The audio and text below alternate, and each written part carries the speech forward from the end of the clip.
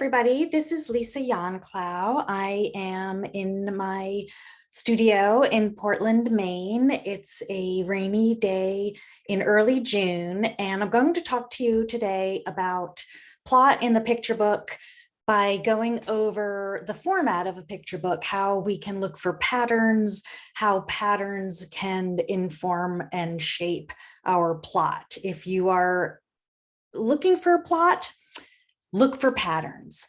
And I'm going to show you some material from one of my books, Simon and Molly plus Hester, which I just happened to have the spreadsheets for this book. It came out a long time ago, and I was able to get the spreadsheets from my publisher. So this is a traditionally published 32-page picture book. Most of you know by now that picture books are published in multiples of 8, so 32 or 40. If it's a 32-page book, if the printing comes back in a total of 32 pages, that probably means that, well, the cover is always separate and that the end pages are also separate.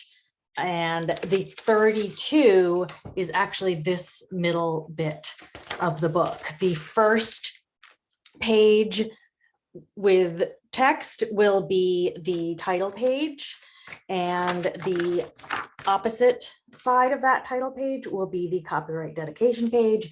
You can begin your text of the story on the page 3, which is actually the first time you turn the page. So even though this is page number 1, this is page turn 1, and this becomes important when you're looking at a 16-page grid. You are looking at just the page turns and where the text is going to be, and every time you turn a page. So this would be the first page turn, but technically it's page number 3. This is the second page turn, and it goes all the way up to, this would be the 16th page turn, or page number 32, and it's the last of the signature sheet. So the cover's separate. This would be the cover printed. They happen to do 2 on a sheet here. And the signatures, so each 32-page book is made of 2 signatures, which look something like this. They're quite large. This is half of the book, so one side has 8 pages. This side has 8 pages. You fold these up, cut them, and they make 16 pages. Then there's another big sheet that also has 8 on one side and 8 on another side. You fold those up and you make 16 pages, and then you glue, you sew those signatures together and then glue them into the hardcover. So you can see this is the title page of Simon and Molly plus Hester.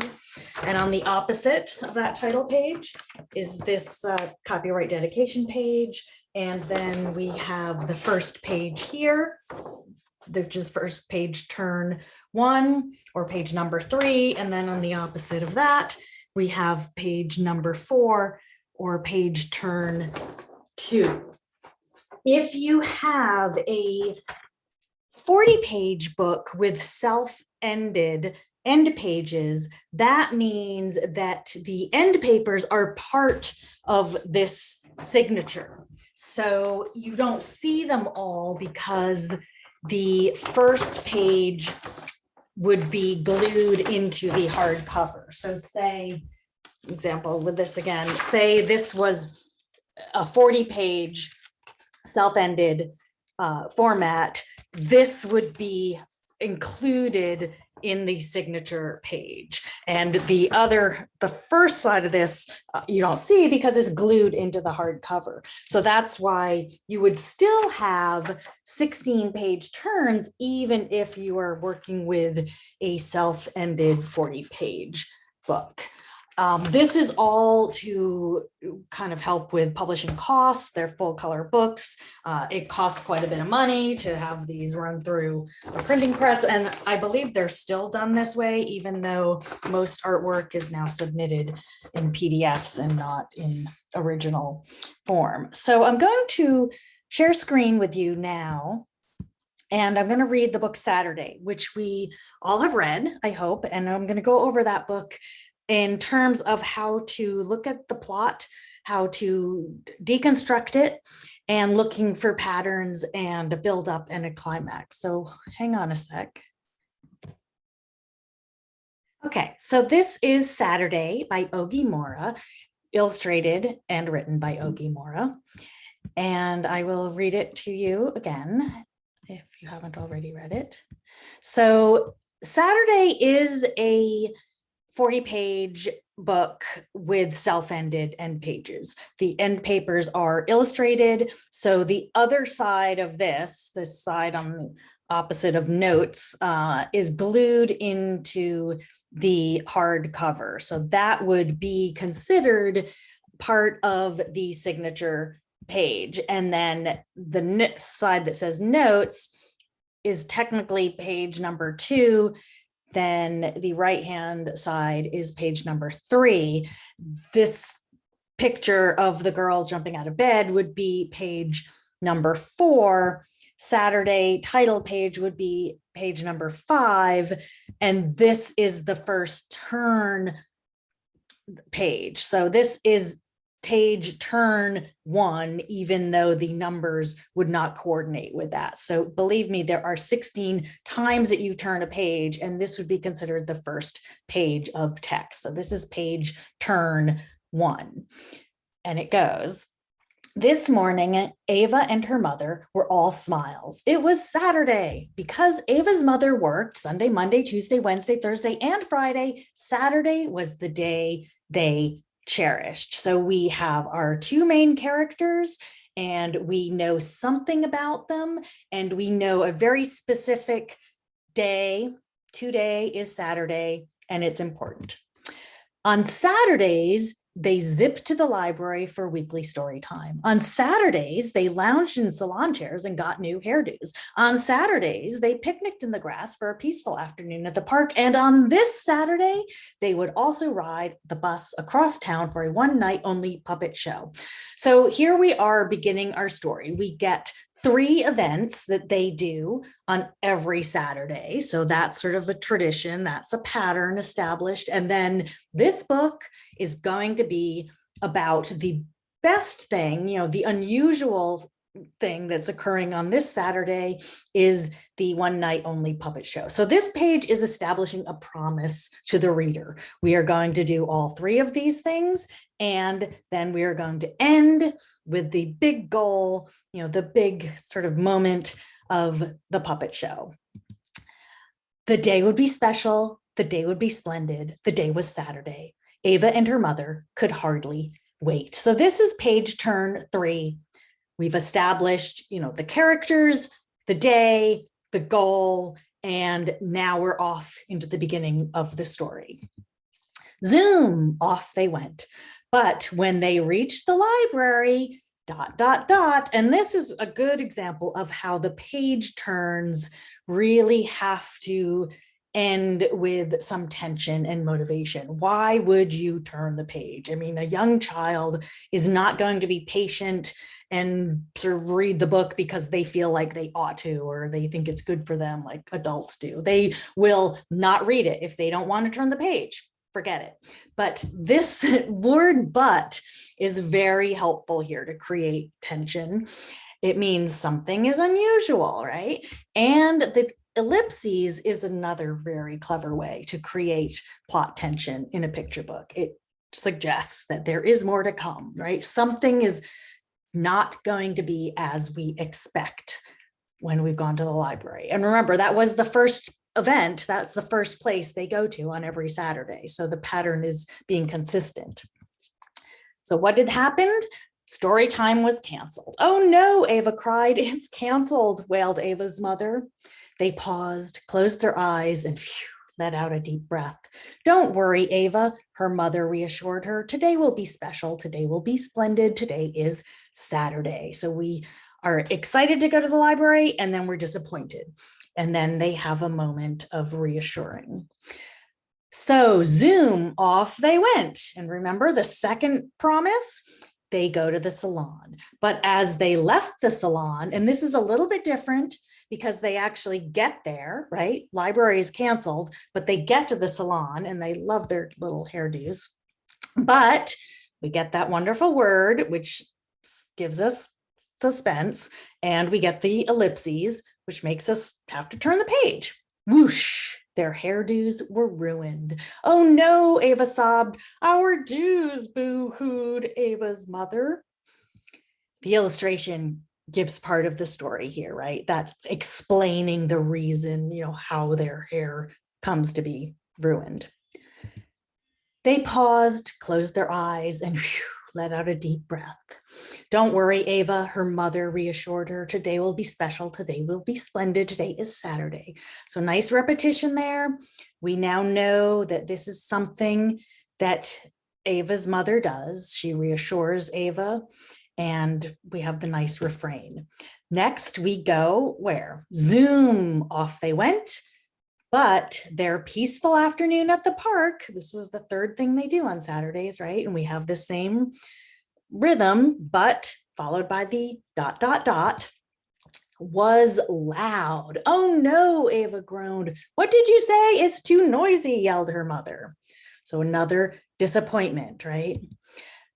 They paused, closed their eyes, and let out a deep breath. Don't worry, Ava, her mother reassured her. Today will be special. Today will be splendid. Today will be ruined if we miss that bus. So zoom to the extra special one night only puppet show they went. And this is the big payoff, right? This is what we are waiting for. This is what we've been promised in the beginning.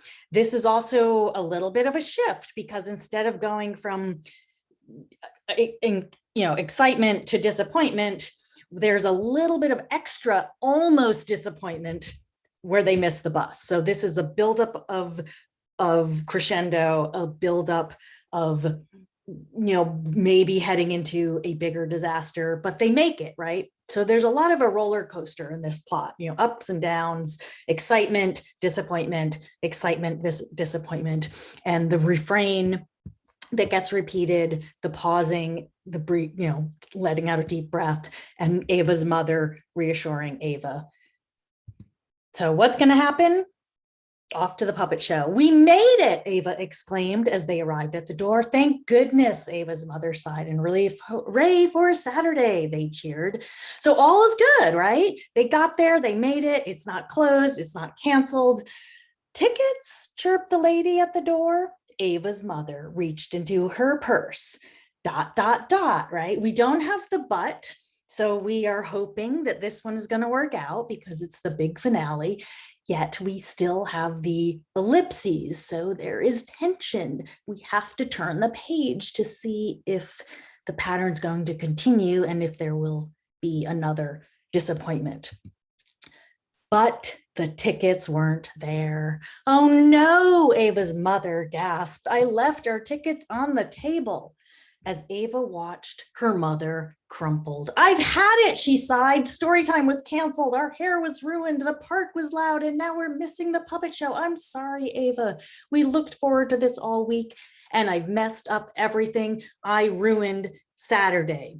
This is where the story begins to shift, right? We've climaxed. We're kind of at the peak of the ultimate disappointment because it was the ultimate promise, right? So the stakes are really high. To miss the puppet show is a big deal. And we've had a slight reversal of roles now because the mother is having a meltdown. And I think this is one of the really beautiful things about this book is that, the child is not the one that's having the meltdown. Next page. Ava was quiet for a moment. Then she closed her eyes and let out a deep breath.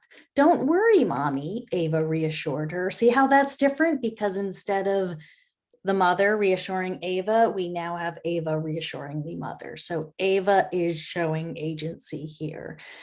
Today was special. Today was splendid. Saturdays are wonderful because I spend them with you. And this could be the end, right? This has a lovely message of, who cares if we missed all of our regular Saturday events, including the big special puppet show event, because, we're together and that's what really matters.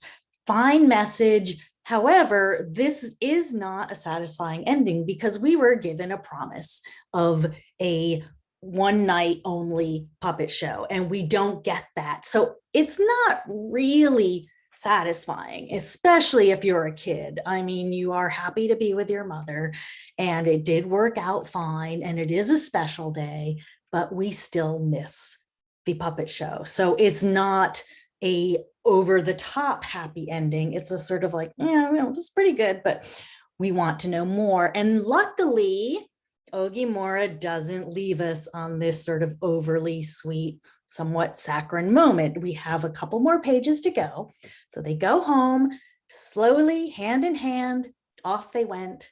When they reached their apartment door, Ava turned to her mother. She had an idea. What if we, Ava started, we could, her mother began, and we have, more ... So Ava's got the idea.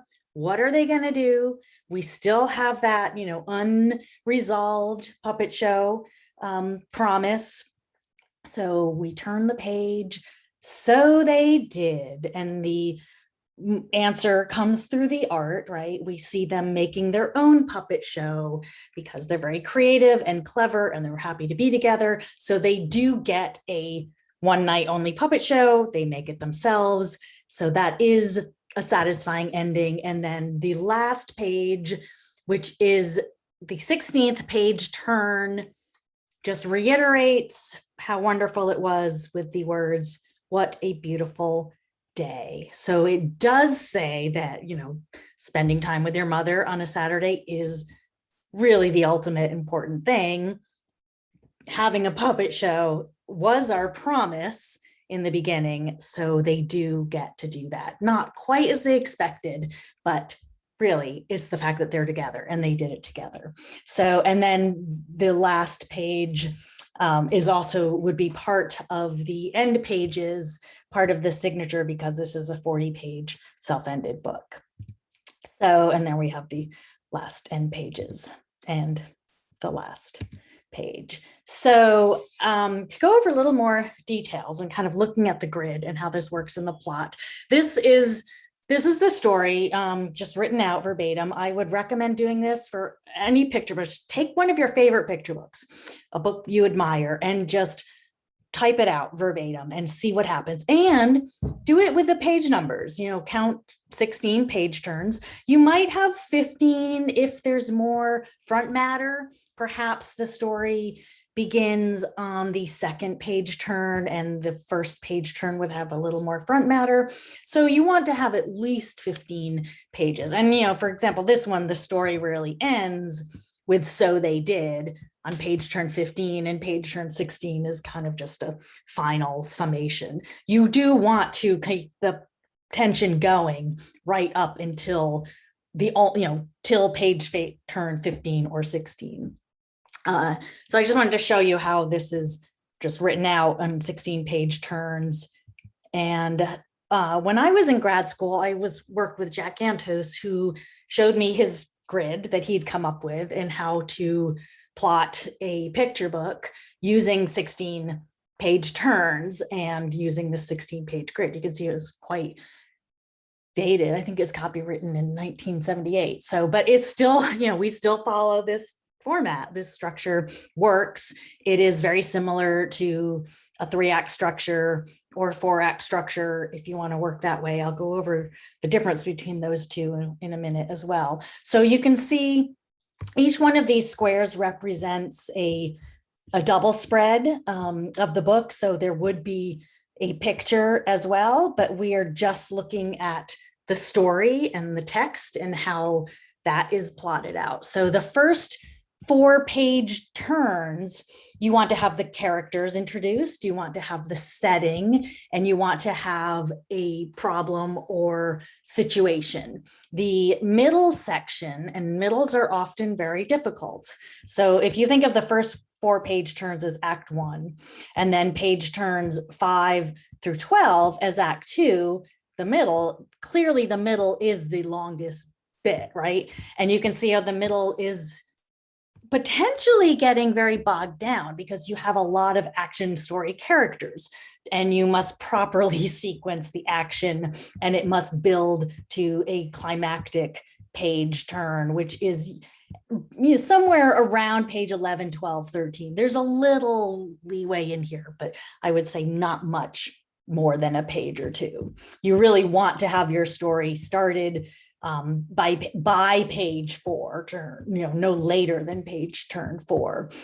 And then the third act would be the final row, page turns 13 through 16, which still have tension right until that very last page turn, right? Even with Ava and her mother, we still don't know if they get to the puppet show. We are promised the puppet show on page turn 2, and we get it on page turn 15.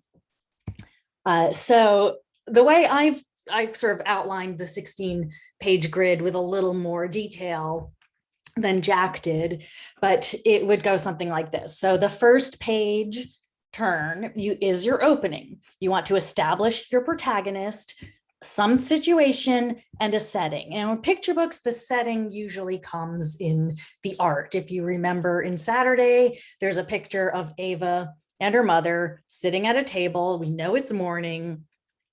In the next pages, we see them on a bus.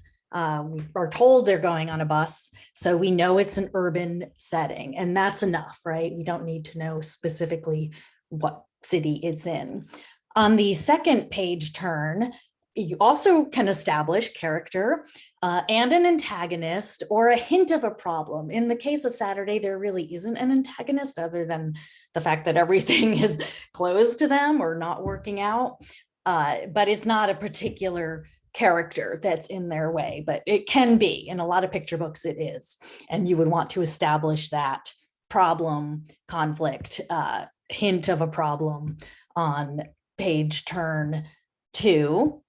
And page turn 3, the conflict becomes a little more clear and the promise is established. You have a very clear goal that you want to reach by the end of the book. And then by page turn 4, the story takes off. Page turns 5, 6, 7, 8.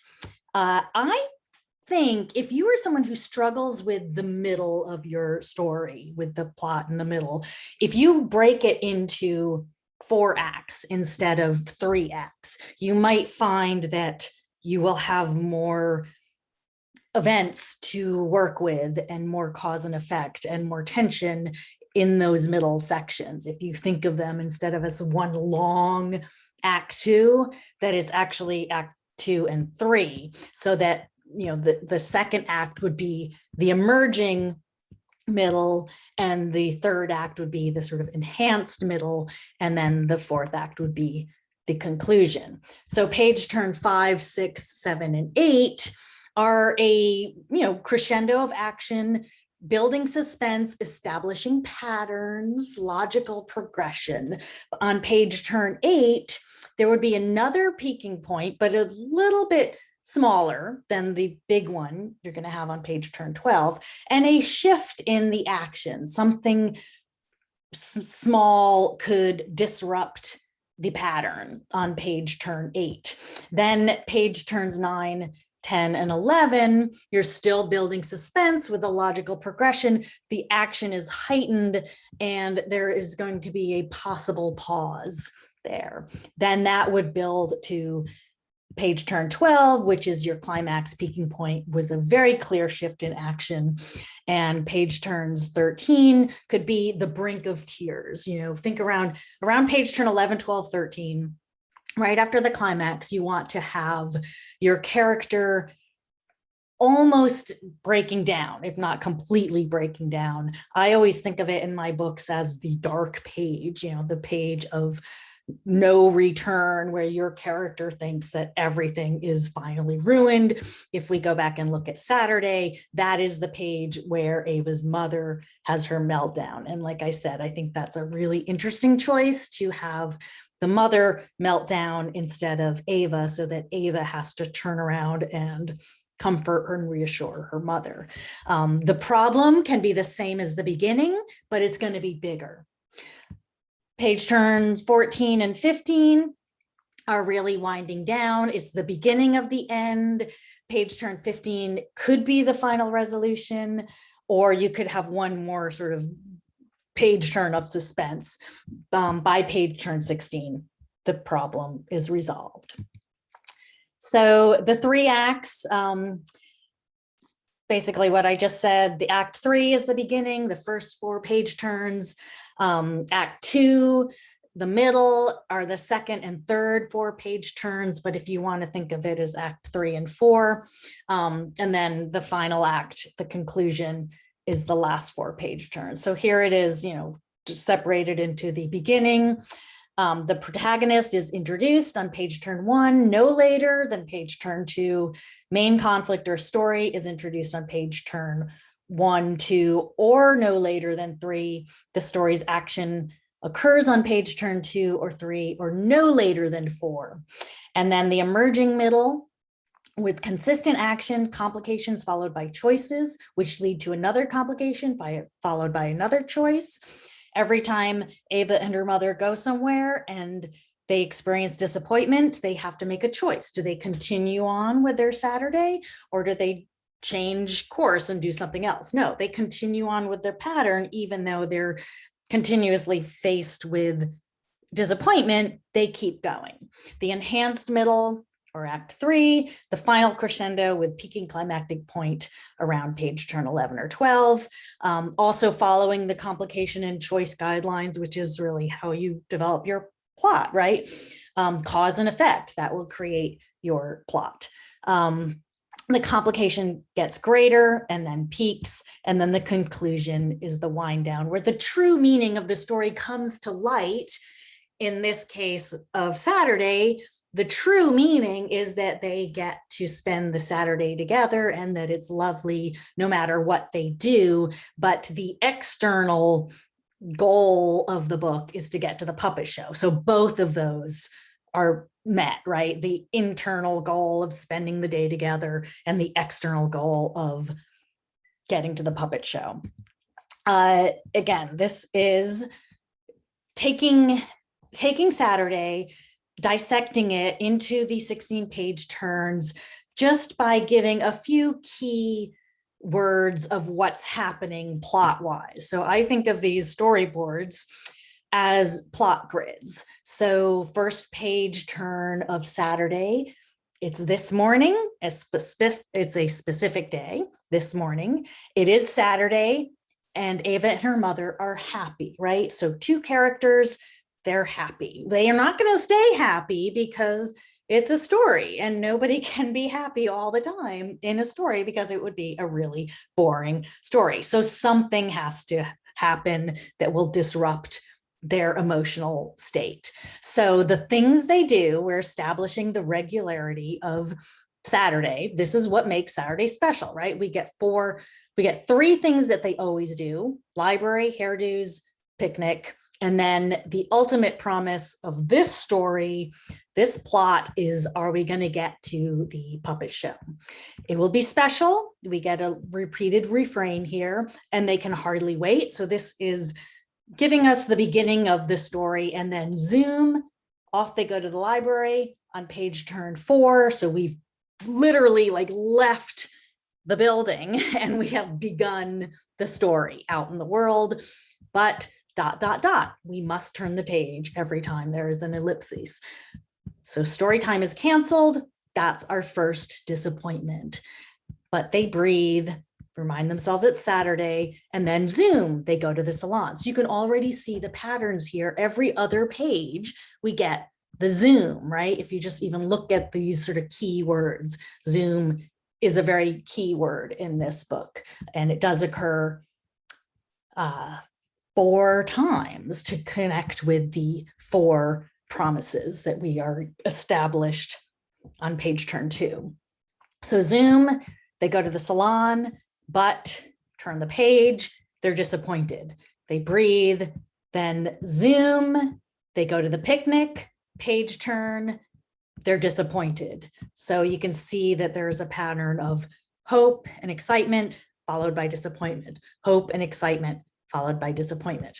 They pause and they breathe every time every time they have disappointment.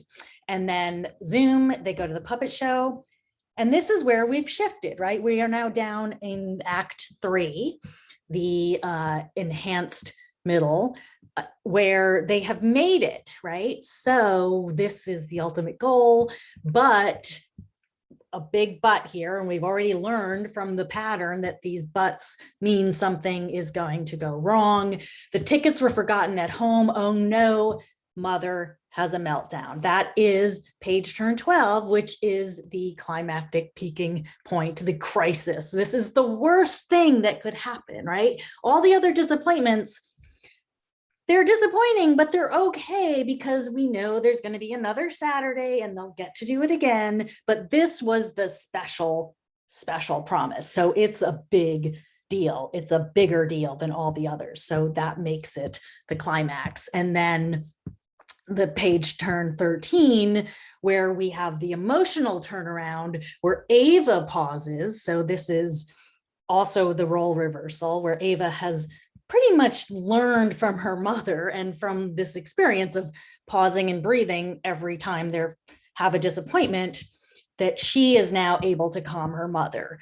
So there's also this underlying message of Ava, the child, being stronger in some ways than the mother. So Ava has wonderful agency. I love her. I love Ava for being able to do this and being so level-headed and for telling her mother that today is special because they are together. But as I said, that's not the ultimate ending.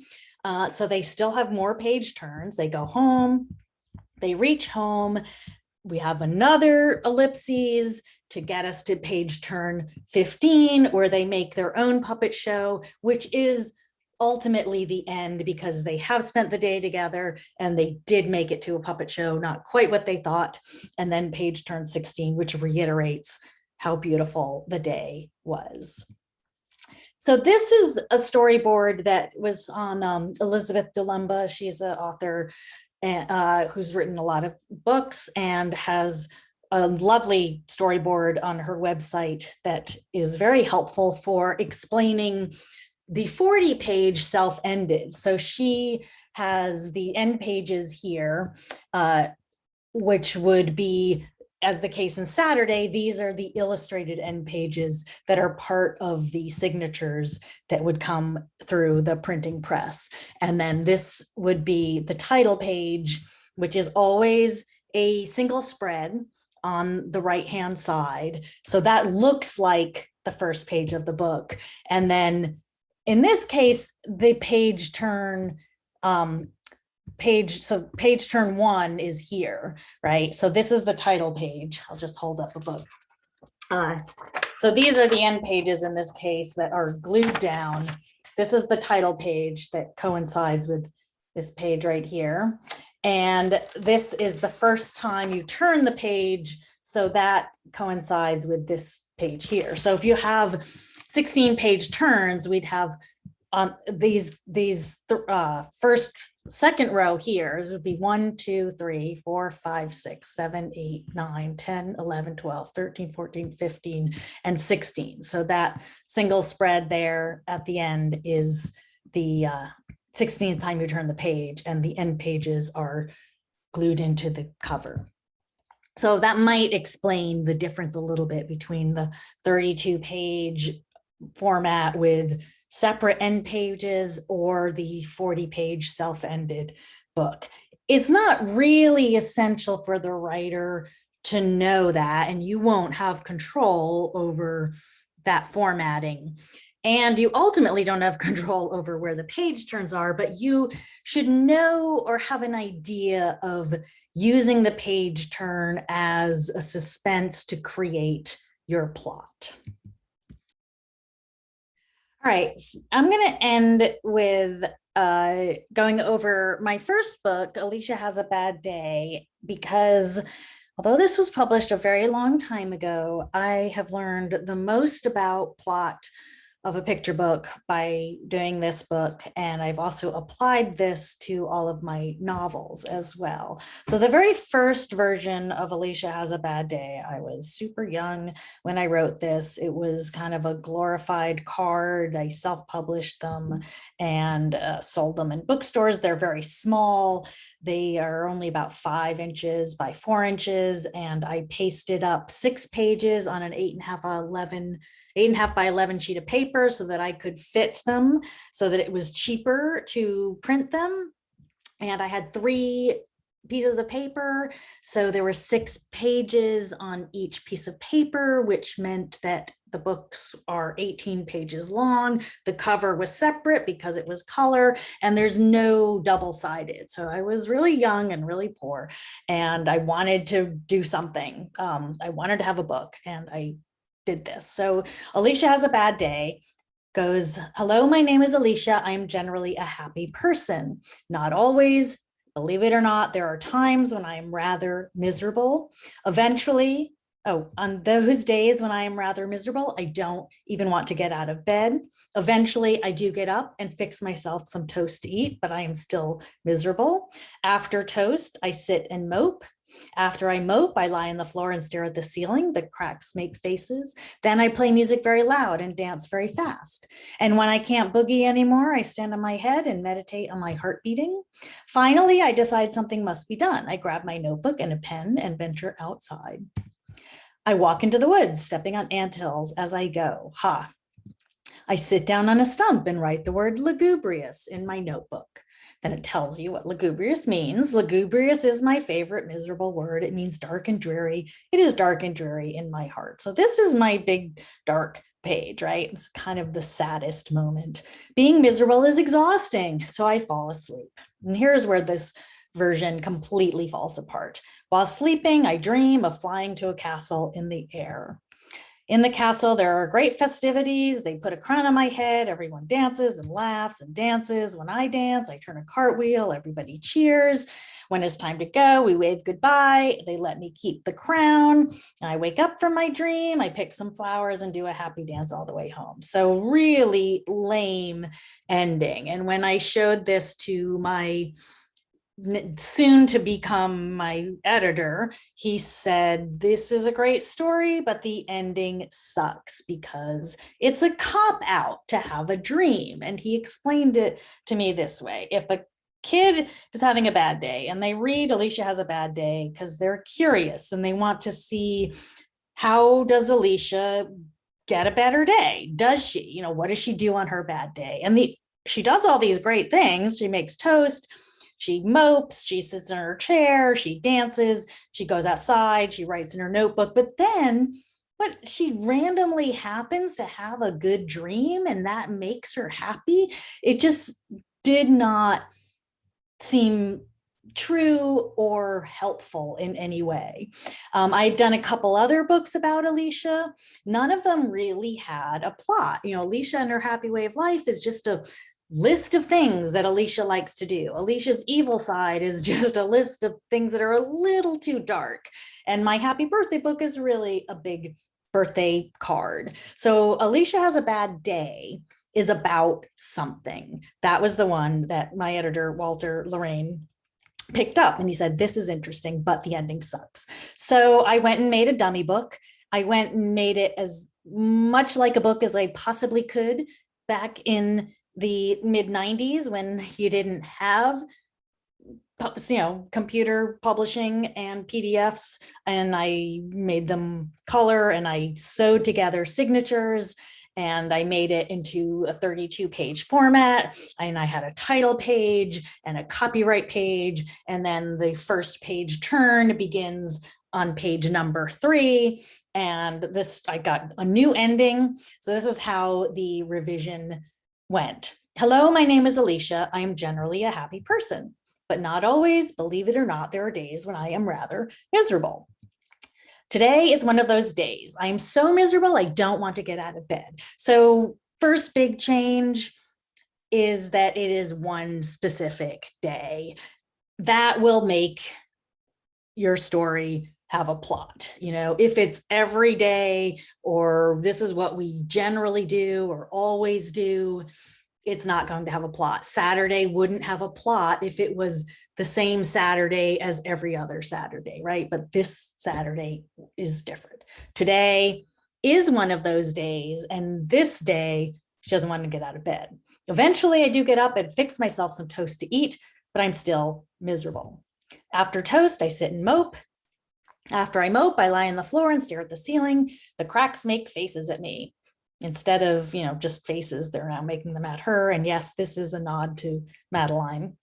Then I play music very loud and dance very fast. And when I can't boogie anymore, I stand on my head and listen to my heartbeat, but I'm still miserable. So it's very similar, right? It's very similar. She's doing the same things she did in that first black and white version. Finally, I decide something must be done. I grab my notebook and a pencil and venture outside.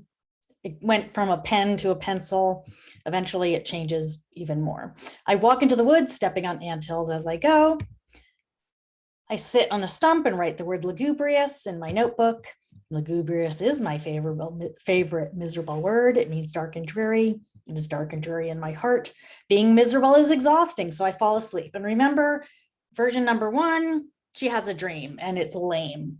But in this case, she wakes right up, a big gray cloud covers the sun, it's cold, and there are ants crawling up my cheek. I am even more miserable. So worse things are happening. On my way home, I trip, my notebook lands in a gooey mud puddle. Grr. I run upstairs. I am miserable. I announce I am going back to bed. I pull the covers over my head. Suddenly, I feel a little better. Tomorrow, I think I will have waffles for breakfast. So she does still do a lot of napping and sleeping.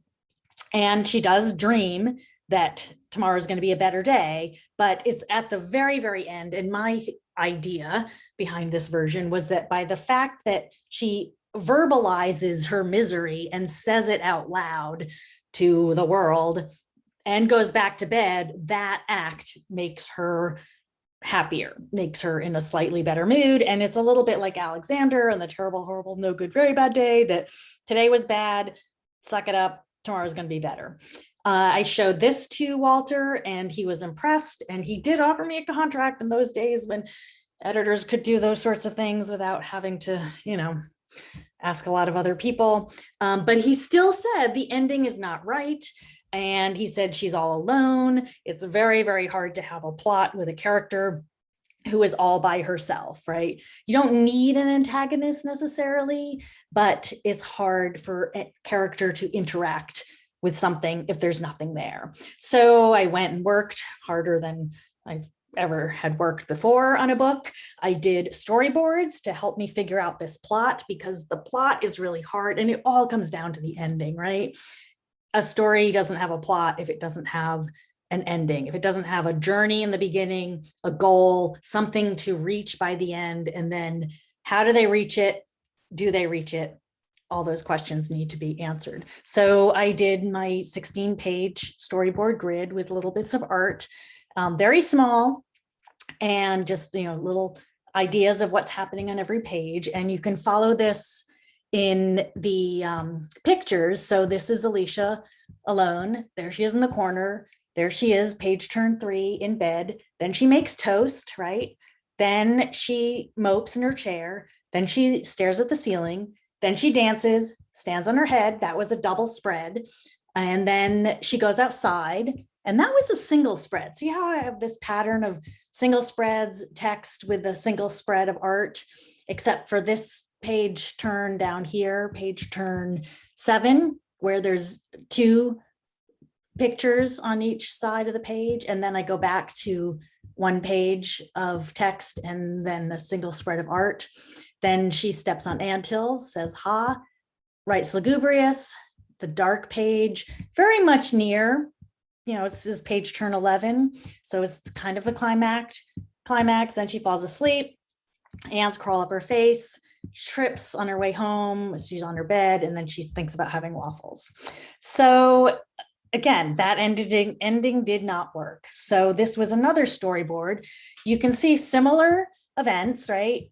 There she's in bed, but in here, let's see, back to this one. Yeah, this one, she's all alone, right? So in here, maybe you can see the addition of a little dog. So even though the dog appears again on the last page, I tried other things. I gave her a friend. I never gave her a parent because I don't really like putting parents in books personally. But I gave her a stuffed animal. And finally, I gave her a dog, which makes perfect sense. You can see also what I did with this page where she's going outside, page turn 8, which is kind of the, shifting in the story. That's the end of Act 2, or, the emerging middle where she's going outside. I made that a double spread because she needed that room to go outside. It looked very cramped. If I go back here, see how cramped it is to have the journey outside on a single spread. The other thing I noticed in this version is how the pattern was very confusing with the text and illustration pattern in the art. I had text on one page and then illustration. Here's the toast page on page turn 4. But then because I needed to put all of this into 32 pages, 16 page turns, I doubled up these two activities on page turn 5, where she's sitting in her chair and staring at the ceiling. And then I spread out the dancing and then had her sort of ending up on her head. But it looks very cramped here to have this pattern of art and text interrupted to put two pieces of art on one double spread. It just looks very cramped, going from the toast to the chair to lying on the floor. You can see what else I eliminated here. So she's not going up to her bed anymore. She's very dark. This is the lugubrious page where she's the most miserable. She's very tiny. It's a very dark page. And then you turn the page and whammo, there's a big close-up of her face.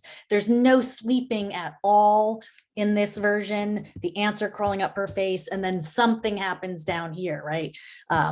Something is going on these last 3 page turns. So let's see how it ended up. So this is the book that was published and is still in print, miraculously. So there's the title page, copyright, dedication. Hello, my name is Alicia. This is my dog Neptune. I am generally a very happy person.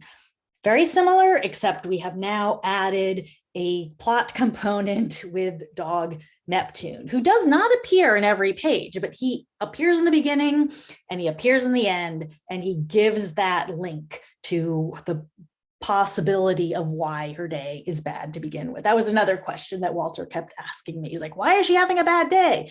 And I would say, well, some days are just bad. And he said, no, there needs to be a more concrete reason. Even if it's not spelled out, we need to be able to guess why her day is bad. And I do now know why she's having a bad day. So page turn 2, but not always. Some days I am miserable. Today, I am so miserable, I don't want to get out of bed. Neptune doesn't even lick my face like he usually does. And that is another very key, important change, that Neptune is seen in the picture. Alicia doesn't see him, but the reader does. So the reader has a clue, and ultimately that will play into the final solution. So Neptune's hiding and Alicia doesn't see him. So will she see him? Is this why she's having a bad day? He usually licks her face, but he didn't, so it could be. And let's see now what happens. Eventually I get up, but all I can do is sit and mope. There's no toast. Remember, I did cut out that toast page because it was crowded and cramped and it didn't fit. And really, it didn't even make sense. I love eating toast. I thought it was the most important thing for Alicia to do when she gets up. But in the end, she is a little kid. She's about 5. She's not going to be making toast, and there's no parents in the pictures. They're somewhere, but they're just not illustrated. And they're not making toast either. So she sits in her chair and mopes. After I mope, I lie on the floor and stare at the ceiling. The cracks make faces at me. Then I play music very loud and I dance very fast. I stand on my head. I listen to my heartbeat, but I'm still miserable. I cut out the word boogie and meditate. It all seems sort of clumsy. There's that nice double spread of her going out because we needed a double spread. Finally, I grabbed my notebook and my red crayon and go outside. So I went from a pen to a pencil to a crayon. Again, sometimes the most obvious thing does not hit you until you go through so many storyboards and write it a number of times. I walk into the woods, stepping on anthills as I go. I sit on a stump. I write the word lugubrious in my notebook. Lugubrious is my favorite miserable word. It means dark and dreary. It's dark and dreary in my heart. Then whammo, a big gray cloud covers the sun. It starts to rain and ants crawl up my cheek. On my way home, I trip. I land in a gooey, wet, sticky mud puddle. I run upstairs. I shout as loud as I can. I am miserable. So she still shouts. She still runs upstairs to her bed. I crawl to the darkest, dreariest place I know, which brings back the definition of lugubrious, under my bed. And we get another visual clue here, very important to the plot. You know, what is under the bed? What was under the bed early on that she didn't see that now is she going to see? We have to turn the page to see if she will see it. I feel something soft and warm. It's Neptune. He licks my face. So just like he didn't in the morning, now he does. And she's got a big smile. They've reunited. This is ultimately the end of the story. Everything is resolved, but we have a final kind of going back to, you know, the beginning image of Neptune and Alicia together. We go outside to play and the world is a lot less lugubrious. So this is the last storyboard I'll show you that goes over that that final version. And I have the title page here. And because the title page is on a single side and the last page, number 32, is also on a single spread, it's because they are on the opposite side. So again, that doesn't, you don't need to know that, but trust me. So you still have page 16 page turns, and you can follow it here that there she is with Neptune, there she is in the corner, there she is in bed with Neptune underneath, and then no toast. So I have that same pattern of text with a page of illustration, text with a single spread of illustration with a chair, then lying on the floor, and then the dancing that kind of falls into standing on the head. And then I have, which is kind of a double spread, right? Because it's flowing from a, you know, dancing to head, standing on her head. And then the first double spread of her going outside. And then I go back to the pattern of a page of text with a single page of illustration until we get to the lugubrious page, which is now happening a couple pages sooner. And the ultimate sort of climax is when she's on her way home and she trips. That's pretty much the worst thing that could happen. And then we're winding down in that final act where she's announcing that she's miserable, crawls under the bed, finds Neptune, and is happy again. So I also will do storyboards just dissecting the text to see what's happening on every page in terms of text. And you can follow this along. So it just helps you to see patterns, you know, by doing this kind of deconstructing of your story. I would suggest doing a storyboard after you've written a first draft. I think it's like, maybe it depends on whether you're, you know, how much you like to plot things out, but I find having the draft to work with first and then seeing what your plot is actually doing. Does one page lead naturally to another? Does it all build to the worst moment? And you can do this with novels too. I have done this with several of my novels. I have 3 and the middle grade one, which is really a novel, but Nothing But Blue was my 3rd novel. And it followed, I don't know how well you can see this, but there is the storyboard that I did for this. And I had 30 scenes that were all in present tense. And I had 11 scenes that were all kind of flashbacks. And I try to organize them into a storyboard so I could see what was happening. Every scene was just dissected with a few words of, what's happening in that scene and how it leads to the next scene. And then you can play around. A lot of plot is cause and effect. And when the events occur, plot is what happens in the story. And it all leads to kind of the questions one has in the beginning. Are they going to be answered by the end? And how do we get there? The journey in the middle.